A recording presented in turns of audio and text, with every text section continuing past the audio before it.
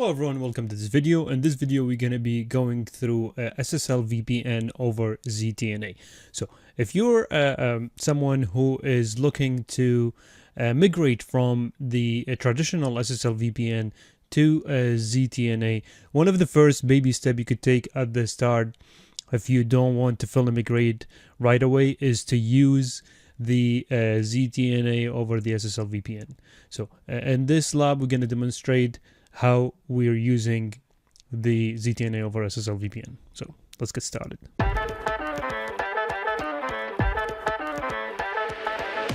So let's get started with this lab. This is the lab topology we're going to be using in our scenario. There would be a remote user accessing internal resources in this 20.0 network using the SSL VPN. We will show how we configure SSL VPN on the FortiGate. We will also show how we push the SSL VPN profile from the FortiClient EMS to the remote user. We will show you the ZTNA tags on the FortiClient EMS and the tag rules or ZTNA rules on the FortiClient EMS. After that, we'll show you how we apply the ZTNA on the FortiGate SSL VPN policy. Also, if you'd like to know more about full ZTNA configuration for remote user, please refer to my channel. I have two video parts for FortiGate ZTNA for remote user and also one part for FortiGate ZTNA for internal users. So let's get started with this lab. The first thing we're going to do here is we're going to configure the SSL VPN on the FortiGate. So first thing, you want to make sure the SSL VPN is enabled in the feature visibilities on the FortiGate. After that, we'll go to SSL VPN settings. Let's go back one step actually. Let's go to SSL VPN portal. So we're going to be using the tunnel access in here. So for tunnel access, we're going to have the split tunnel used, and we're going to have the user or the remote user to be only using the SSL VPN to the FortiGate if the user is trying to get to the 192.168.20.0 network. So I'll create an address. So routing address override, that means if the user is trying to get into that routing address, they would be using the SSL VPN to the FortiGate. Any other traffic would be sent through the remote user internet provider.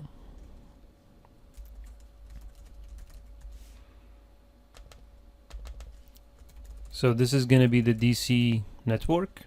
Any traffic that is remote user want to send to this network would be using the SSL VPN. Okay. I'm not going to use any of the other settings.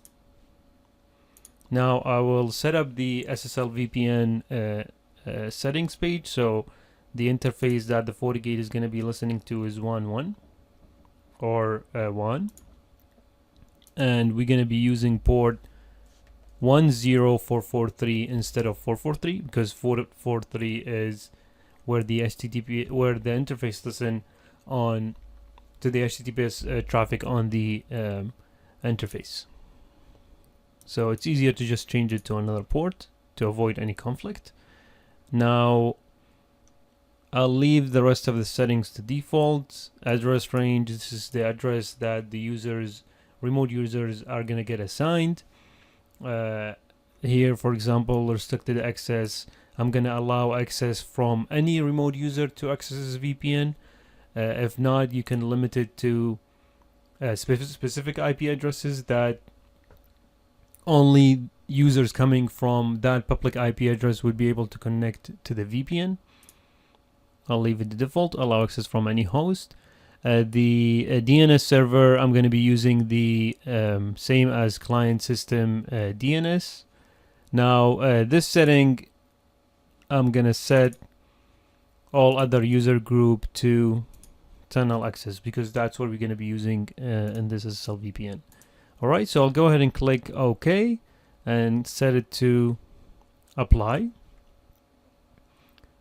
Now the next thing we're gonna do is we're gonna configure the user group on the SSL VPN, and the user group is gonna be pointing to LDAP, so we can pull the user John from the Active Directory and be able to use it in the SSL VPN authentication.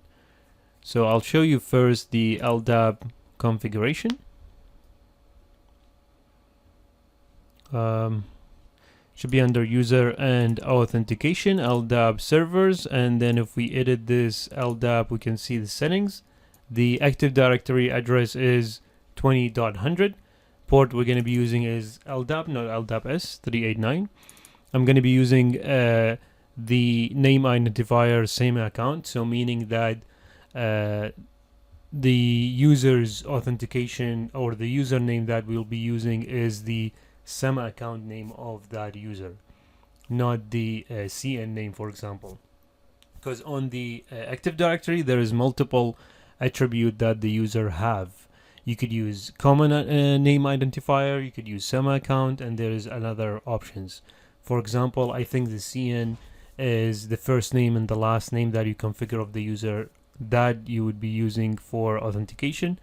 SEMA account is the login name of the user, so it could be just John. Anyway, again, it depends on what that user attribute is set to on the Active Directory. Now, the distinguished name is we're pointing or pulling users from all the tree of that domain. Bind type is regular. This is a domain name. This is the administrator. We need to. I'm using here an admin account of the Active Directory, and we could do test connectivity and it's successful. So what we're going to do now, we're going to create a user definition. I'm going to delete this user John. I'm going to create a user which is remote user LDAP, and I will choose this LDAP server. Now I want to use user John, so I'll do right click, add selected, and submit. So this is the user we're going to be using. I'm going to create a group for that, call it admins, and I could just use the member John in that group. All right. So next thing we're going to do now is we're going to configure the SSL VPN policy on the FortiGate. So this is SSL VPN, and incoming interface would be the SSL VPN interface. The outgoing interface would be DC network. So we're going to try to access resources on DC network. Source is going to be all. User is going to be admins, which is John, part of this user group. John is a user that is configured on the Active Directory. Destination DC network. Service is going to be all. Right now we're not going to be choosing the ZTNA tags. I want to show you first what ZTNA tags are on the FortiClient EMS and what ZTNA rules there. And after that, I will show you how you push VPN profile from the EMS to the remote user with FortiClient. So NAT is going to be enabled. I'll go ahead and click. We can do just certificate inspection. I'll click OK in here. To enable this policy, please set server certificate to SSL VPN. Oh, my bad. We need to enable on the SSL VPN setting the certificates.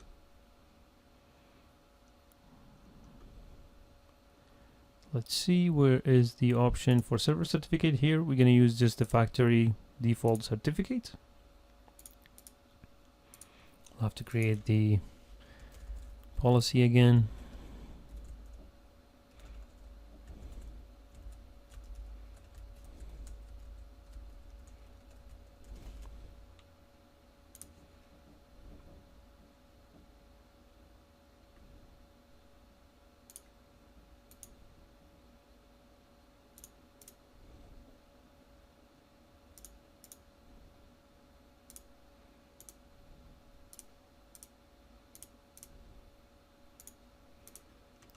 All right, I'll do certificate inspection. Okay, go ahead and click OK. And now what I'm going to do, I'm going to go ahead and access the 40 client EMS.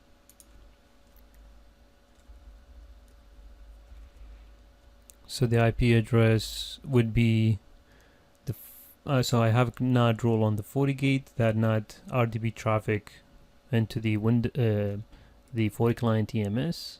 So this would be the right one. Okay.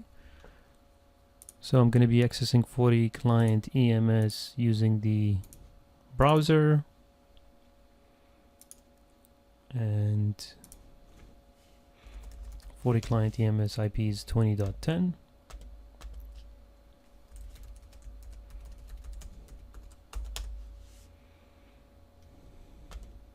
All right. So the ZTNA tags here that are configured and ZTNA tag rules are admins and AV protection. So let's go check out these ZTNA and rules. Admins is the endpoint tag is called admins. The rule of that says any user that match the AD group, which is admins. So AD group on the admins group on the AD server has John user part of it. So if the endpoint, the 40 client endpoint, if that user that is using this endpoint is John, which is part of the admins group as we specified in here, John would receive that tag, which is called admins.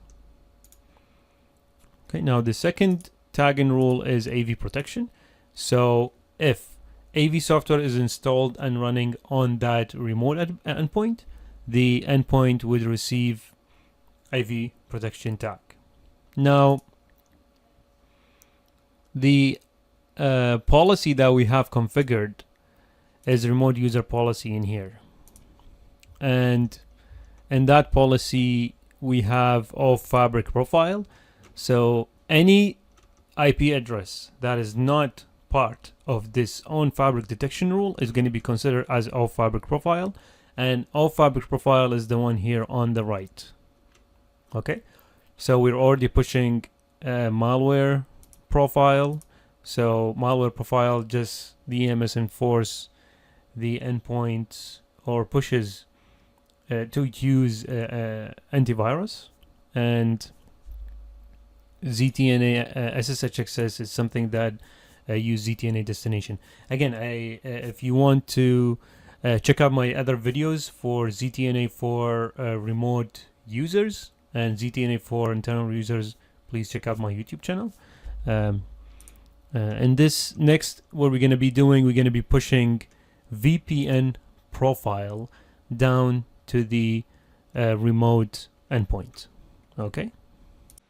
So now we're going to be creating the SSL VPN profile on the 40 client EMS, and then we will push it to the 40 client endpoint. So we'll go to remote access. We're going to create a new. I'm going to call it SSL VPN. And I will create a VPN tunnel in here. I will do add tunnel and I'll do manual. The name is going to be SSL, or let's do HQ SSL VPN. Remote gateway is 192.168.1.60, and the port is going to be, I believe it is 8443. Let me double check that.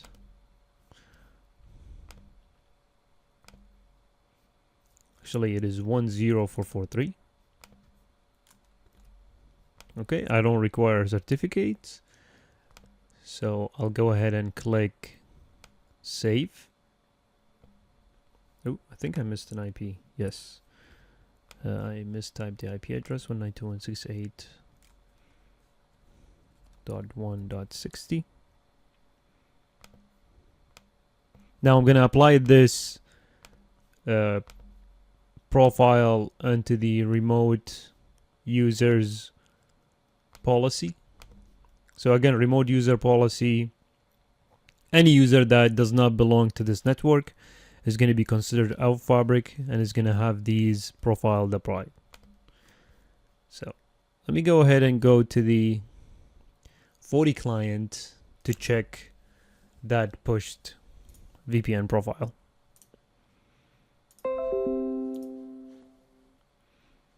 See that there's an update received. I see remote access in here. Let's go ahead and view the selected connection. This is the information that I put it. So I'm going to try to connect with the username and password that I have configured. So let's do, for example, John, or one of the users in the domain controller.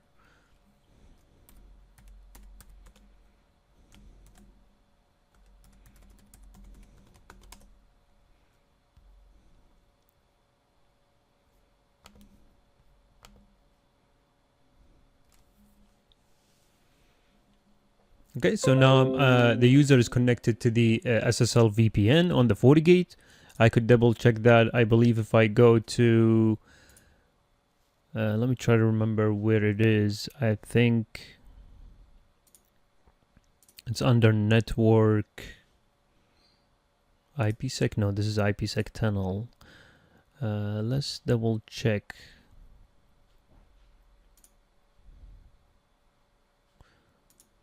I think if we add a new widget,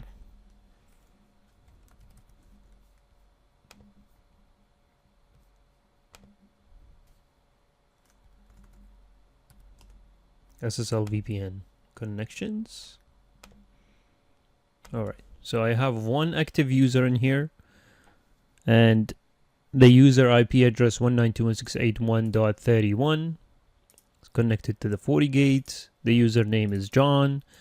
It recommends to have two-factor authentication enabled.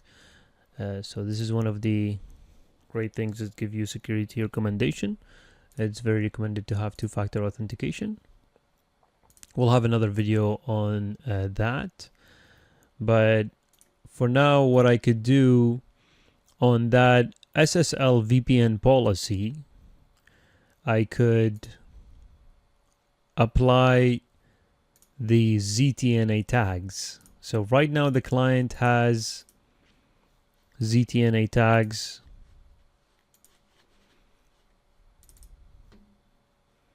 Let's see what ZTNA tags it has admins, because the John user in the Active Directory is part of the admin groups, and the ZTNA admins says any user that is part of the admin groups is going to receive this tag. And also AV protection is enabled because we pushed the antivirus profile from the FortiClient EMS to this endpoint.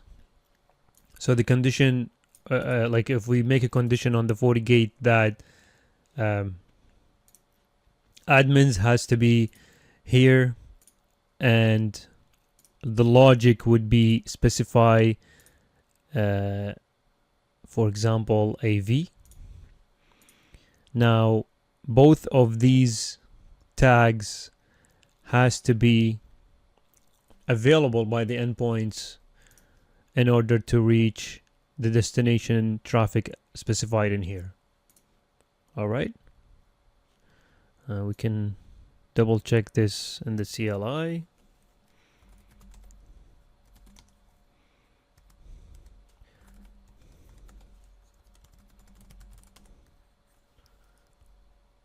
So this condition here is an AND condition. It says logic AND with a secondary tag. I just wanted to double check if I could see the AND in the CLI. But it says here logical AND with a secondary tag. Anyway, so if any of these tags are missing on the client, let's say if the client does not have AV protection, the client won't be able to go through this policy, because we specified here that AV protection tag has to be present. All right, so this is it. for this video. I hope you guys liked this content and benefit from it. Please like and subscribe, and check out my other video contents about the ZTNA. Stay tuned for future video. Have a good one.